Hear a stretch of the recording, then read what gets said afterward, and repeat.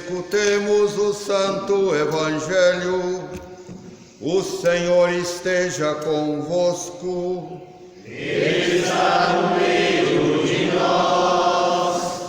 Proclamação do Evangelho de nosso Senhor Jesus Cristo, segundo São Lucas. Glória a vós, Senhor. Glória a vós.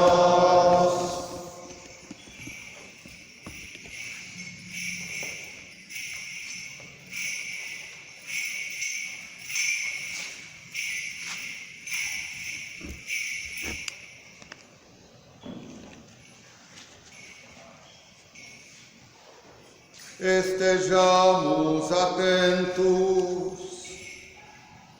Naquele tempo, Jesus contou aos discípulos uma parábola para mostrar-lhes a necessidade de rezar sempre e nunca desistir, dizendo: numa cidade havia um juiz que não temia a Deus e não respeitava homem algum.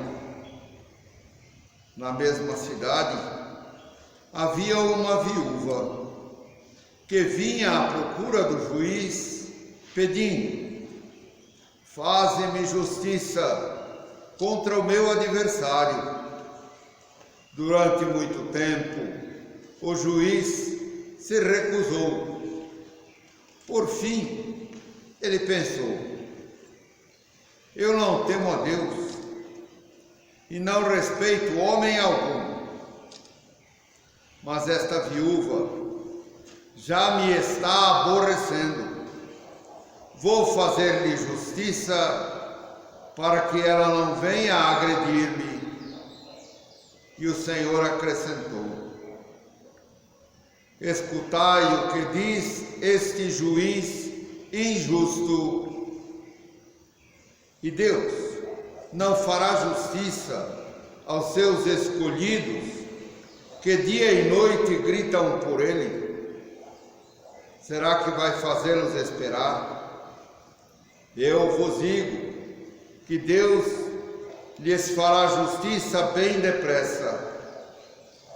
Mas o Filho do Homem, quando vier, será que ainda vai encontrar fé sobre a terra?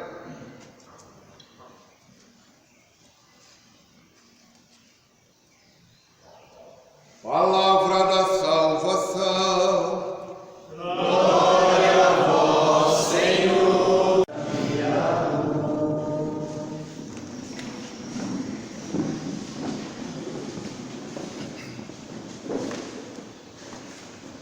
A primeira leitura nos fala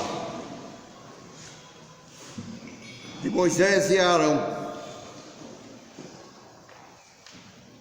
na caminhada para a terra prometida.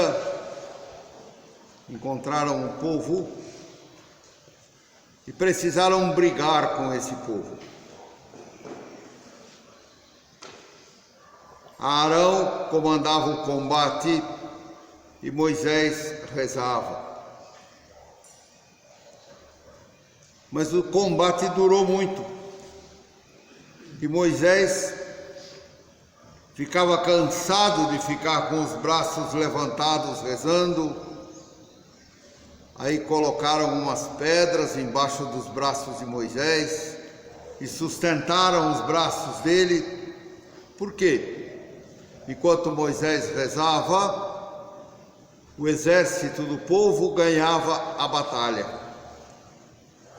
E quando os braços de Moisés iam pesando, o povo começava a perder a batalha.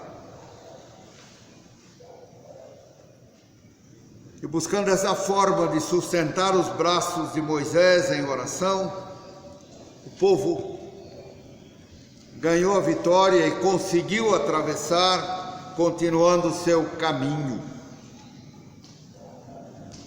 Paralelo ao Evangelho, a viúva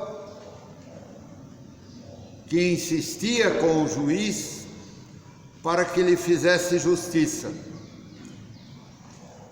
E ela foi tão insistente que o juiz, para se ver livre daquela chateação, resolveu fazer justiça. Jesus com isso nos ensina a importância da oração. A oração não pode ser dividida em momentos de oração, não é? Mas a oração deve estar presente na nossa vida. A nossa vida deve ser uma vida de oração. Perdão se repito, fomos criados, nascemos e existimos para amar, glorificar e servir a Deus. Essa é a finalidade da nossa vida humana. Portanto, nascemos e existimos para estar na presença de Deus. E o catecismo, a doutrina da igreja nos ensina, né? Onde é que Deus está? Deus está presente em toda parte, no céu, na terra, no inferno, em todo o universo. Aí encontramos, né, o salmo que nos fala, não é? Tu me conheces quando estou sentado, me conheces quando estou de pé.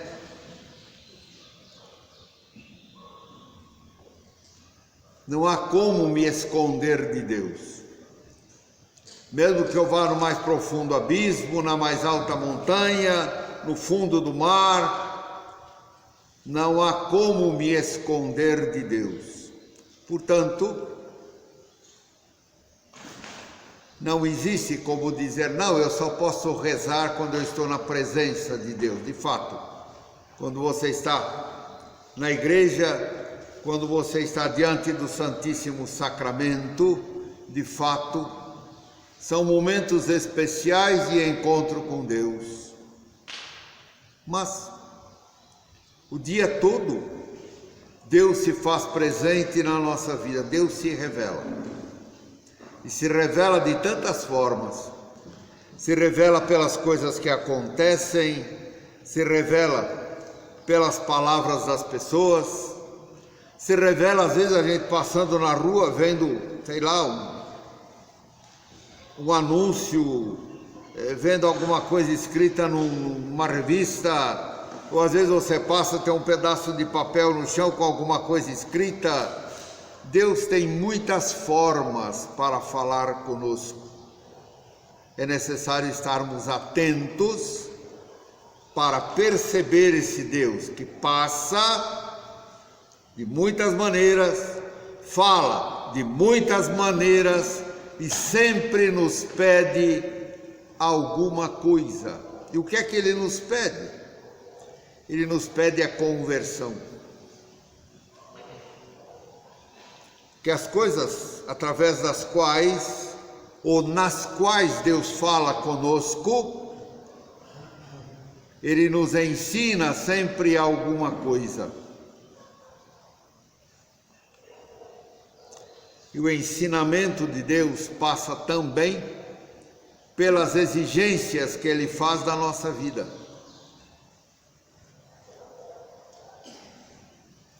Experimentar Deus, conhecer Deus, não é algo passivo.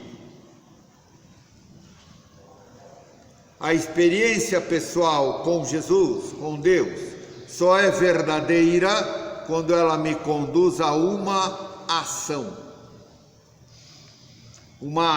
de conversão, uma ação de amor para com o meu próximo. E que isso pode acontecer de tantas formas.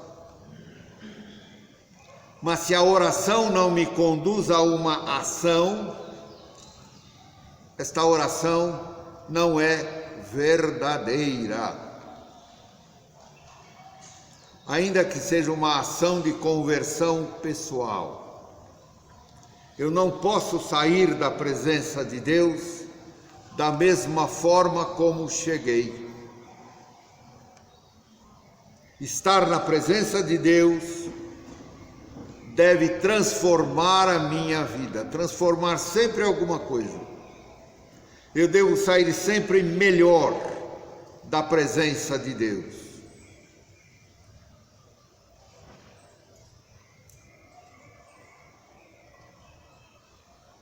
A gente está fazendo um encontro vocacional aqui em casa. Então agora cedo nós falávamos da vocação à vida religiosa.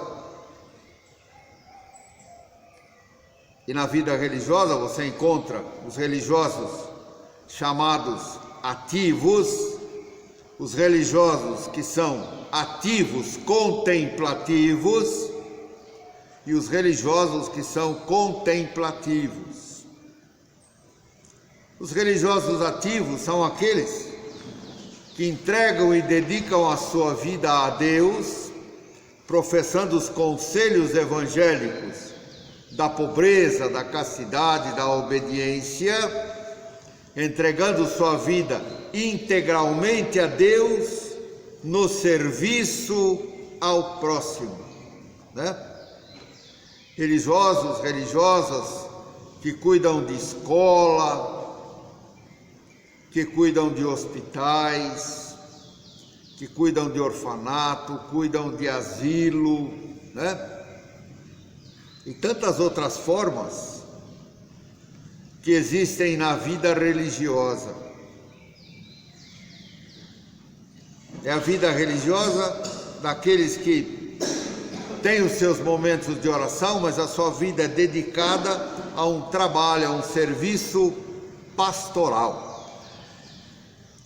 Existem aqueles religiosos que são ativos contemplativos. São religiosos que também vivem em comunidade, mas que também têm uma vida de recolhimento e de oração. Esta vida contemplativa, ativa, ela se caracteriza por uma clausura, ou seja, há um espaço onde esses religiosos e religiosas vivem a sua intimidade, vivem a sua vida fraterna e ali rezam, ali fazem silêncio, ali vivem a sua espiritualidade, mas que tem um trabalho vizinho, próximo, do lado de fora da clausura.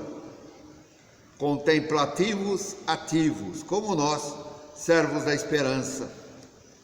E existem aqueles religiosos que são só contemplativos, trabalham para o seu próprio sustento, vivem uma vida de clausura, de total separação do mundo, portanto, vivem dentro de sua clausura nos seus mosteiros, e atendem as pessoas num parlatório, ou seja, há uma separação, uma grade, enfim, um balcão, alguma coisa que separa.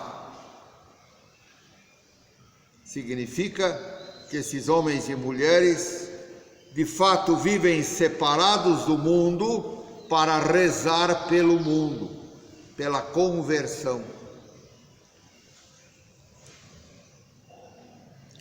Rezam e trabalham. Então você encontra isso, né, na vida carmelita, na vida beneditina, na vida cisterciense. Você encontra isso nos religiosos, né, que são de clausura, que são os trapistas, são os cartuchos no Rio Grande do Sul. São homens e mulheres que se entregam à vida de oração, jejum, penitência pela conversão da humanidade. É aquilo que a gente vê no Evangelho de Marta e Maria. Marta trabalha, Maria reza. os religiosos de vida ativa trabalham, os de vida contemplativa rezam. E eu dizia lá no encontro vocacional que os monges e as monjas, no corpo místico de Jesus, que é a igreja, como São Paulo fala na primeira carta aos Coríntios, capítulo 11 e 12, onde ele fala que a igreja, nós somos o corpo de Jesus Cristo. Jesus é a cabeça, nós somos membros deste corpo. E segundo os papas, os santos padres, que têm falado da vida contemplativa, os monges e as monjas, desde o início da igreja se diz que os monges e monjas, os contemplativos, ocupam o lugar do coração, são o coração deste corpo místico. Por quê? O coração é aquele órgão sem o qual o corpo não vive. O coração é responsável para bombear a vida, o sangue, para todo o corpo. E os monges, as monjas, a vida contemplativa é este coração que através da sua oração, da sua penitência, do seu jejum, bombeiam este sangue, né? Esta vida divina, esta vida viva do Espírito para todo o corpo de Jesus, que é a igreja. Se acabar a vida contemplativa, a igreja acaba. Podem morrer muitas congregações religiosas, muitas, como de fato tem acontecido,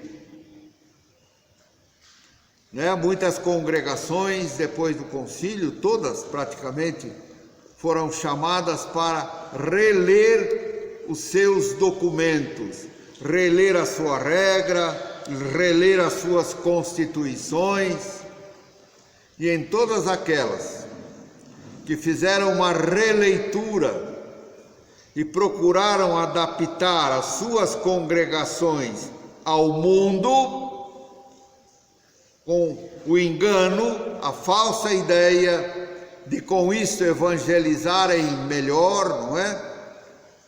Abriram a clausura, passaram a não usar mais um hábito religioso, com o engano de que isto nos aproxima das pessoas. É mentira. Enfim, jogaram pela janela aquilo que era fundamento e que sustentava a sua comunidade.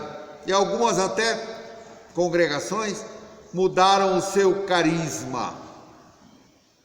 Carisma é a marca registrada da comunidade. Qual é o carisma dos servos da esperança? Semear esperança.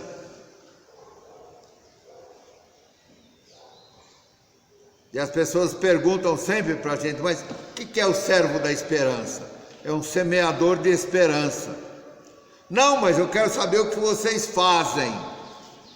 O que nós fazemos é o como semear esperança, mas não é o nosso carisma fundamental. Semear esperança. É isso que o servo da esperança faz. Existe para isso. Agora, como é que semeia esperança? Graças a Deus, nós temos do lado uma obra social. Semeamos esperança, acolhendo no coração, quando nas salas, nos núcleos, acolhendo de fato na hospedaria do mosteiro, aqueles que vêm desesperançados.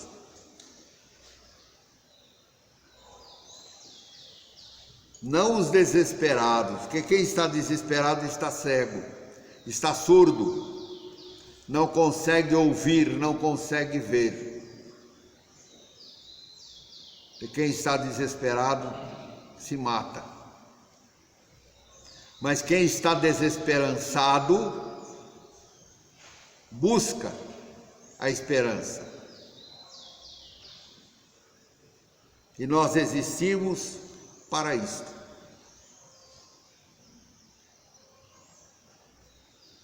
Não, mas o servo da esperança não existe para trabalhar com dependente químico, familiar. É o como semear esperança. Nós existimos para semear esperança. Esse é o nosso carisma.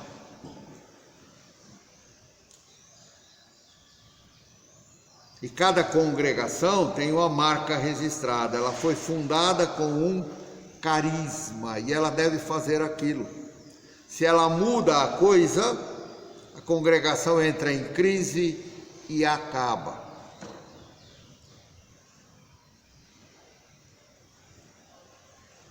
Nós temos, por exemplo, a congregação dos mercedários,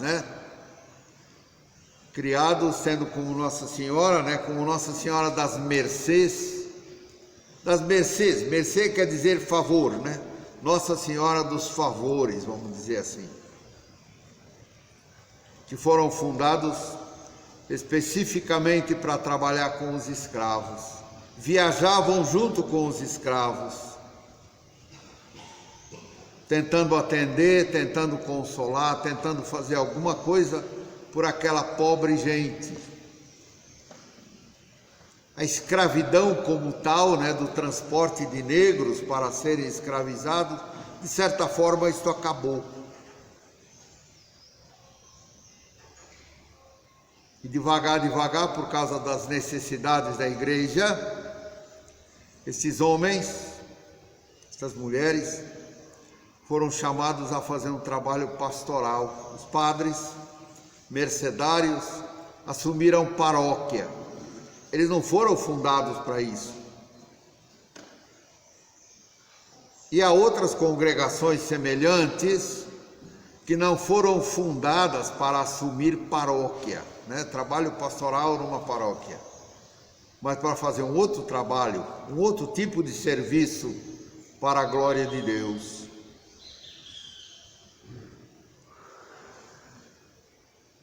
Assumindo paróquia, continuam fazendo o bem, mas não fazem aquilo para o que foram criados. Tem lá um carisma, tem algo específico que Deus pede daquele grupo, daquela comunidade. Se o grupo deixa de fazer, ou fica inventando formas, para tentar fazer a coisa. Olha quantas formas de escravidão existem hoje.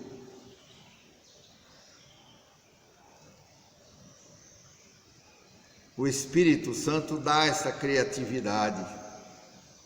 Então, quando uma congregação não cumpre mais o seu carisma, essa congregação está fadada a pouco morrer. E Deus suscita,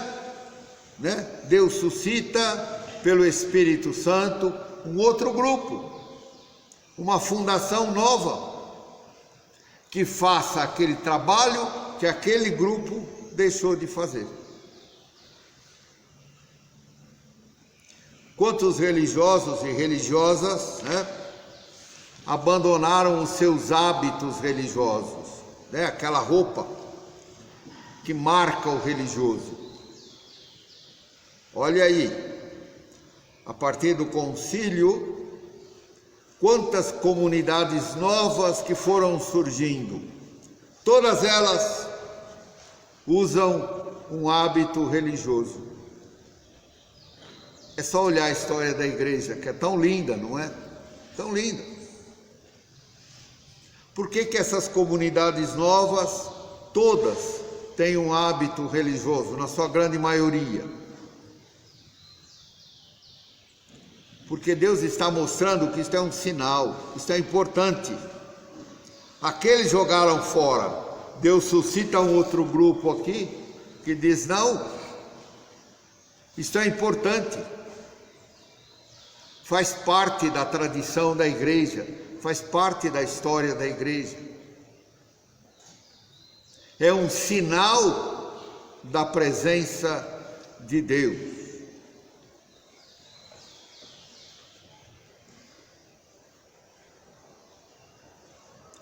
No mosteiro de São Bento do Rio de Janeiro, hoje tem um abade chamado Dom Justino, um homem que preza muito, dá muito valor à liturgia.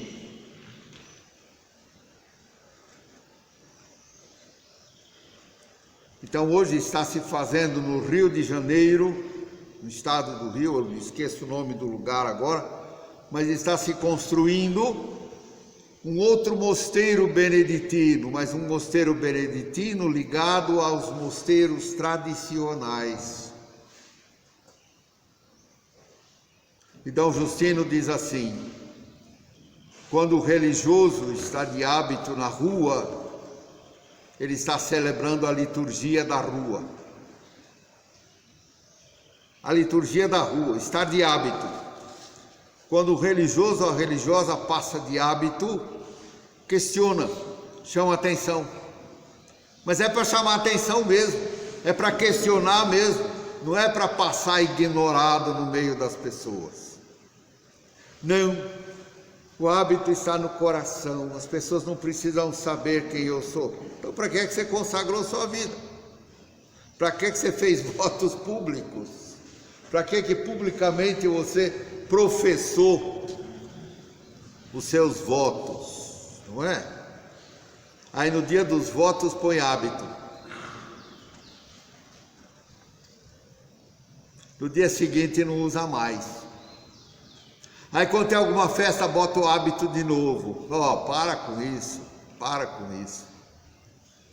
Isso é palhaçada, isso é hipocrisia. Lá em Roma, no dia da abertura do tal do sínodo que está acontecendo lá, todos os bispos, né, bonitinhos, os padres, freiras, todo mundo bonitinho. No dia seguinte,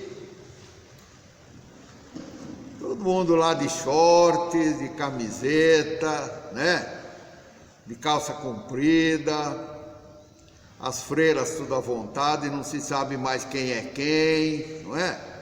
Feijoada, tem de tudo lá dentro, né? Salada mista, tem ervilha, tem pimentão, tem batata, tem cenoura, tem repolho, tem milho, tem não sei mais o que lá no meio, tem de tudo. Ninguém sabe quem é quem, nem quem é o quê. Tudo errado.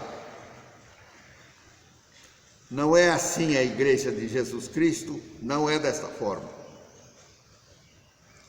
O grande engano está no quê? A igreja existe para iluminar o mundo, a igreja existe para pregar o evangelho, a igreja existe para mostrar ao mundo o caminho, a verdade e a vida que é Jesus Cristo, e que a igreja faz através da sua prática. Inverteu-se a coisa, não é? Em vez da igreja evangelizar o mundo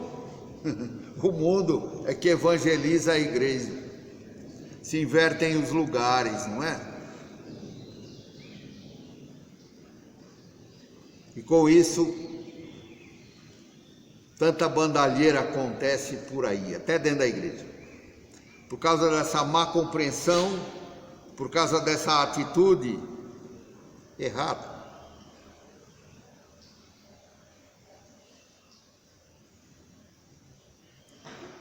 Fundamentalmente, a igreja existe para duas coisas, que São Bento resume de uma maneira muito especial: ora et labora, reza e trabalha.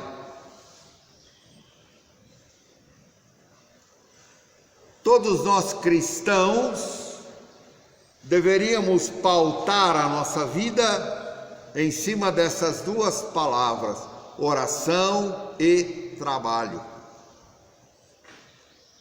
O trabalho nos dá o material necessário para oferecer para Deus, para glorificar a Deus, para servir a Deus.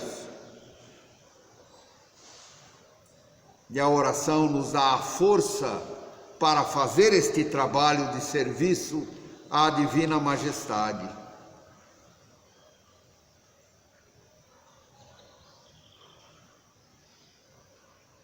O cristão de fato recebe no seu batismo esta graça de rezar e trabalhar. Nesse trabalho indica, todo o seu trabalho comum, o seu trabalho profissional, o seu trabalho nas suas relações pessoais, nas suas relações humanas, o seu trabalho doméstico, enfim, o trabalho que você faz na igreja, na catequese, nos vários grupos, as várias formas de trabalhar na igreja, que hoje tem o nome de pastorais. Então você trabalha, mas para que esse trabalho seja para a glória de Deus, ele deve ser iluminado e fortalecido com a oração. A oração pessoal, você e Deus, e a oração comunitária, nós e Deus.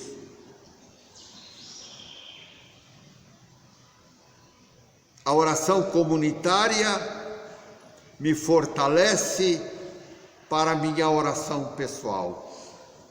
A minha oração pessoal me ajuda a rezar comunitariamente. A missa é uma oração comunitária. O padre não pode celebrar a missa sozinho, precisa pelo menos mais uma pessoa. Mas fazer adoração ao Santíssimo, eu faço sozinho, não precisa mais ninguém. Eu e Deus. A missa é nós e Deus.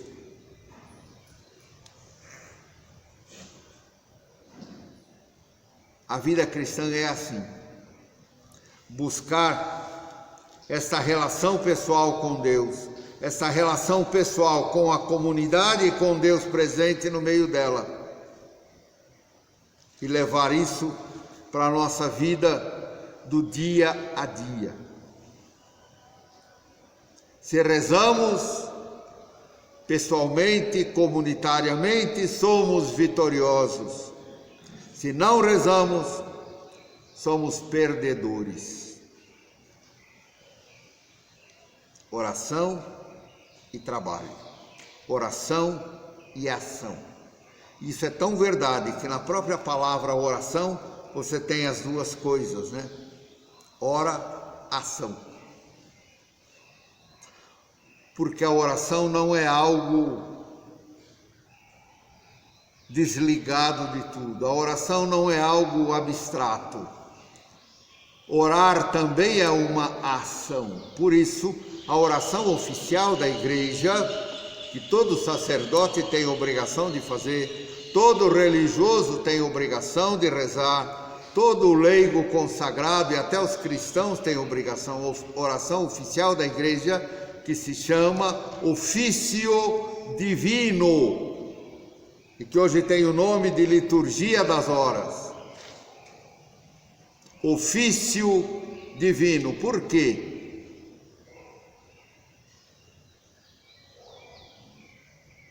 Ou, se quiserem, uma denominação um pouco mais antiga em latim, Opus divinum. Opus é trabalho. Rezar também é um trabalho. Cantar a liturgia, cantar os salmos, também é um trabalho. Não existe oração passiva. A oração sempre é ativa. Ainda que seja contemplativa e silenciosa, porque ela provoca uma ação de mudança, mesmo que a gente não veja. Ela provoca uma ação. Orar, ação. Ora, ação. A oração sempre é ativa, nunca é passiva. A velhinha insistiu tanto que o juiz diz: olha, pelo menos para ela parar de encher o saco, eu vou atender, porque eu não aguento mais essa mulher aqui. Eu não tenho medo de ninguém, eu não acredito em Deus, não acredito em ninguém. O meu negócio é fazer a justiça mesmo, doa quem doer, dane-se. Mas essa velha aqui não está dando mais não, é melhor atender. A oração sempre é passiva, ela sempre toca o coração de Deus e arranca do coração de Deus as graças necessárias para a vida pessoal e a vida da comunidade. São Paulo nos ensina dizendo: orai sem cessar. Orai sem cessar. Tudo na nossa vida pode ser transformado em oração. E se queremos uma oração de fato, né? Reza brava, oração forte. É o nome de Jesus. Esse nome santo que nós podemos repetir como respiração sem cessar, sem cessar. Senhor Jesus Cristo, Filho de Deus vivo, tem piedade de mim, pecador. E com esta oração, certamente, seremos homens e mulheres de ação e vitoriosos para a glória do nosso Deus. Amém. Amém. Creio em Deus, Pai. Todo-Poderoso.